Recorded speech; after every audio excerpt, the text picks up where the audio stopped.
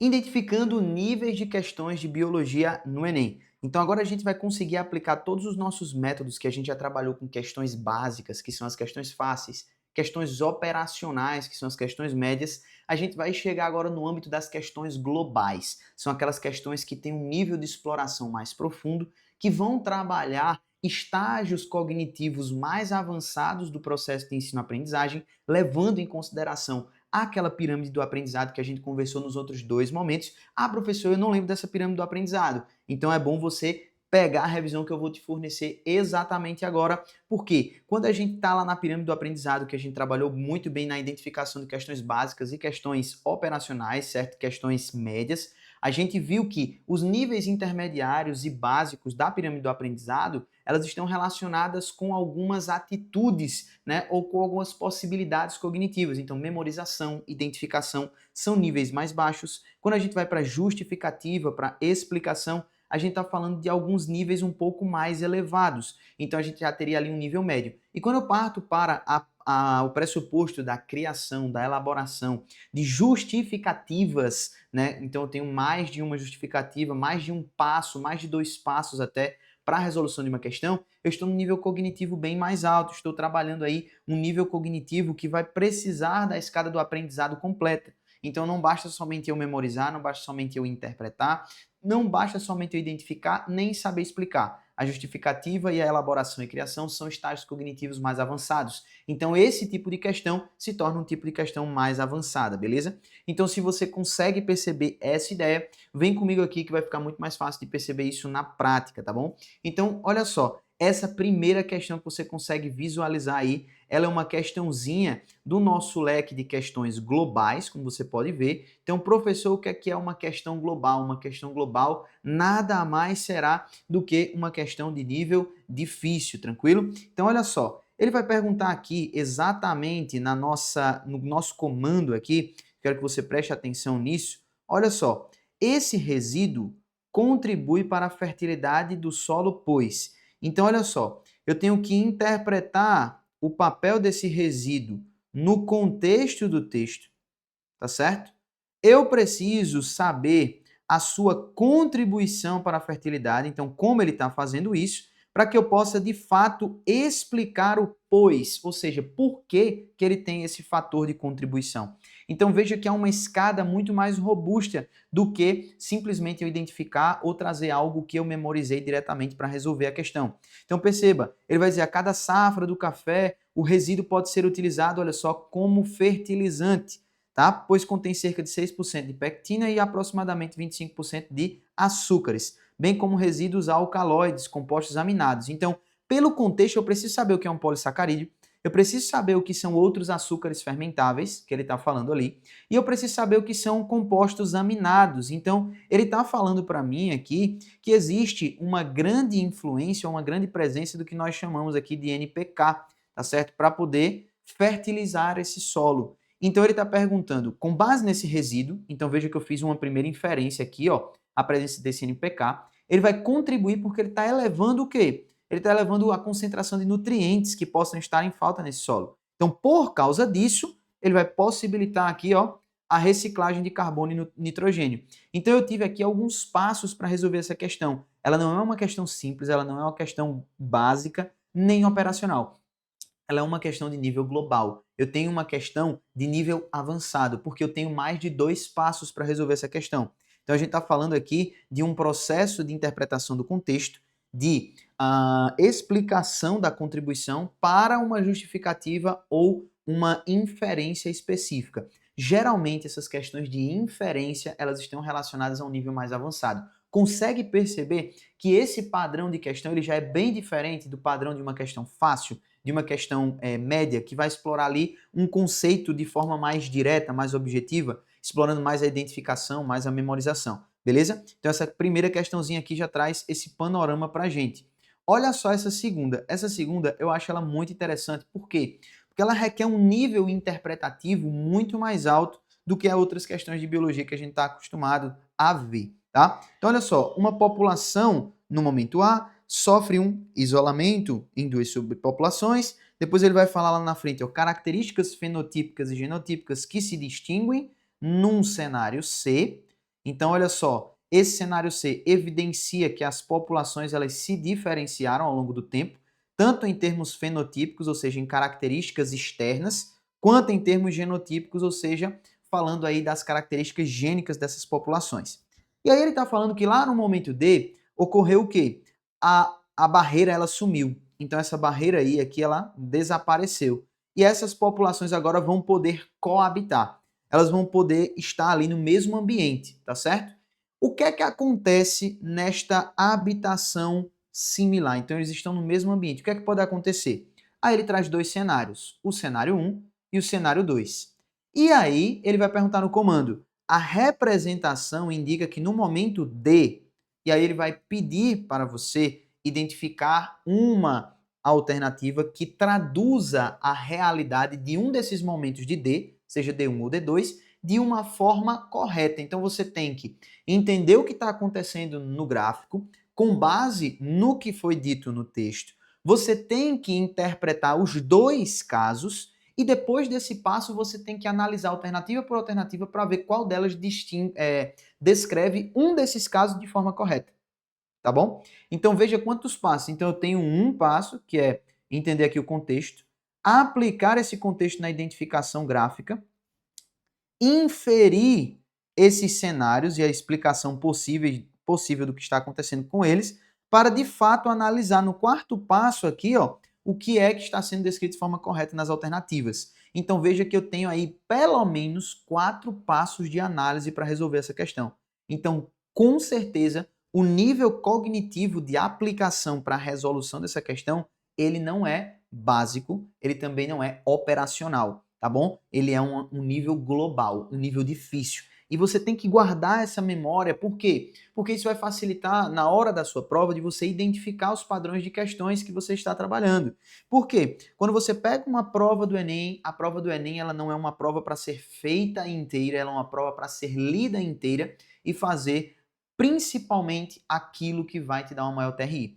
Então, saber identificar esses tipos de questões vai te permitir começar a prova pelas questões mais fáceis e médias, garantindo uma prova mais coerente, resultado uma TRI mais alta, deixando esse tipo de questão aqui, por exemplo, uma questão global, para o final da prova, para você garantindo ali uma ou outra, junto de biologia, junto de física, junto de química, para que você possa de fato trazer, né, essa completude coerente para a sua prova. Se você quer, portanto, ter um planejamento estratégico, estudar de forma estratégica, para que você monte um plano de prova coerente, você consiga ter uma TRI coerente, você precisa aprender dessa forma. E a sua plataforma, as suas listas de questão, elas precisam estar organizadas assim também. Então eu quero fazer algo com você. Eu quero te entregar 15 dias de graça da plataforma da M Academy para você testar isso aqui na prática, tá bom? Pegar as nossas QTQs, que são nossas listas de questões que a gente tem por cada módulo, pegar os nossos simulados e você visualizar que isso daqui é estrategicamente passível de aplicação. Identificação das questões e montagem de um plano estratégico para saber o que fazer na hora certa do simulado, na hora certa da prova. Então resgata esses 15 dias e vem comigo aprender de forma estratégica como identificar essas questões de biologia, beleza? Voltando aqui para a nossa questãozinha número 3, agora já ficou fácil de você conseguir identificar esse padrãozinho aí que você agora está percebendo nas questões. Ele vai falar o seguinte, ó, um pesquisador observou em uma árvore um ninho de uma espécie de falcão. Apenas um filhote apresentava uma coloração típica de penas de ambos os pais, tá certo? Então foram coletadas amostras de DNA e tal, e ele está falando da caracterização genética dos alelos, ok? E ele está falando do perfil das bandas obtido para cada tipo do ninho para o locus 1 e 2, onde se localizam os genes dessa característica, está representado na figura. Quando a gente termina de ler isso aqui, a única coisa que ele estava querendo dizer para a gente é isso aqui, ó, que ele ia nos fornecer um exame de DNA. Somente isso, tá? Por que que essa questão ela não é uma questão fácil? Ela não é uma questão média. Porque é uma questão que necessita de muitos passos para que você consiga responder. Você precisa ter um domínio da técnica biotecnológica que está sendo traduzida aqui na questão, para que você possa ter uma identificação plausível e consiga responder essa questão de forma correta, tá? Ah, professor, mas eu estou muito acostumado a resolver essa questão e eu consigo resolver rapidinho. Não é porque você está habituado a fazer e consegue fazer em um tempo hábil que essa questão ela é fácil, beleza? Muito se diz do seguinte ponto: quando surge uma questão com nível de dificuldade maior na prova de biologia, muitas vezes os alunos ficam com tanto medo desse tipo de questão se repetir de novo, que ele treina e ele se torna meio que um especialista naquela questão. Então ele passa a conseguir fazer aquela questão de forma mais fácil, de forma mais rápida, mas não significa que essa questão seja fácil. Esse tipo de questão aqui é uma questão global, tá certo? É uma questão difícil, mas por conta da sua recorrência, os alunos acabam se tornando especialistas nesse tipo de questão e resolvendo ela mais rápido, tá certo? Então ele vai perguntar aqui, ó, dos filhotes, qual apresenta a coloração típica de pena dos pais? Então você tem que saber aqui comparar materiais genéticos identificados no processo de eletroforese entre pais e filhos para saber quem tem esse parentesco maior. Então se você perceber aqui, ó, no alelo, no locus 1, ele vai receber um alelo do pai e um alelo da mãe. Então para esse cara aqui, eu preciso ter um filho que tenha os dois, tá certo? Então quem é que acaba tendo os dois? O alelo B e o alelo C. Nós temos aqui o 1, o 3 e o 5, tá bom? Então eles apresentam os dois, o alelo B do pai e o alelo C da mãe. Quando a gente vai para o locus 2 desse gene, a gente percebe aqui o alelo E, F, G e H. A gente percebe que o pai tem o E e o H e a mãe tem o H, tá certo? Então, qual seria o filhote aqui, tá? O filhote que mais se aparenta com o pai e com a mãe seria aquele que tem o maior grau de parentesco, né? Então, se você perceber aqui, ó, o 1, ele vai ter o 1, o 2 e vai ter os dois alelos aqui, tanto do pai quanto da mãe. Esse 3, ele tem um que ninguém tem. Então, como é que ele surgiu com esse alelo aqui, tá? Esse 5 tá faltando um alelo aqui, ó. Ele não tem o outro alelo. Ele vai ganhar ou do pai ou da mãe, esse segundo, certo? Principalmente da mãe. E esse terceiro só ganhou um, tá faltando o outro, tá certo? Então, ele pode ter ganho os dois aqui do mesmo parental. Porém, ele tem um alelo D aqui que nenhum dos pais tem. Então, ele já cai fora. Então, vou riscar aqui para você visualizar. Então, acabei resolvendo aqui a questão com você, mas veja como ela tem uma riqueza de detalhes, tá? Que acabam nos levando, né, a interpretação dessa questão. Então, só poderia ser aqui o indivíduo 1, porque ele tem todos os alelos que estão compartilhados com o pai. Então, seria, portanto, aqui a letra A. Veja aqui, até comigo você acabou demorando um pouco de tempo, porque tem uma análise detalhada. Se você correr nesse processo, você erra. Você identifica algo errado, você puxa uma informação que não é verdadeira, tá certo? Então, isso aqui é muito importante. Então, agora que você já tem essa informação, que você já tem essa visualização, vamos aplicar de forma bem mais rápida na questão número 4 e na questão número 5. Olha essa questãozinha número 4. Ela tem muito o padrão daquela primeira questão, daquela segunda questão que a gente viu, foi a questão lá do processo de especiação. Então, você tinha lá as espécies separadas geograficamente, elas estavam ali passando por um processo de acúmulo de modificações, você tem que interpretar a imagem e puxar essa explicação dentro, né, das alternativas. A mesma coisa está aqui, ó. Porque, ó, olha só como esse verbo cognitivo, ele tem um nível mais avançado. Ele quer que você conclua algo. E eu só consigo concluir quando eu tenho passos de interpretação, tá? Então eu tenho a identificação primeiro, depois a interpretação e a justificativa ou explicação. Aí eu consigo puxar alguma conclusão, tá? Então eu vou ter que ler o contexto, beleza? Eu vou ter que interpretar os gráficos, tá? E buscar algum tipo de identificação, puxar alguma coisa da minha memória, para que aí sim eu possa concluir ou inferir algo. Então não consegue fazer isso com um conteúdo, um aluno que tem um conteúdo no nível só da memorização, ele só decorou. Ele não vai ter o nível cognitivo rebuscado para resolver uma questão como essa. Por isso que a gente fala, não decora, certo? Aprende, porque quem aprende não esquece. Quem decora não sabe sair daquela questão que não está falando sobre decoreba. Ele vai pegar aquele assunto e ir mais além. Então é esse tipo de conteúdo que a gente precisa estar ligado no processo, beleza? Então perceba que os verbos, eles identificam muito.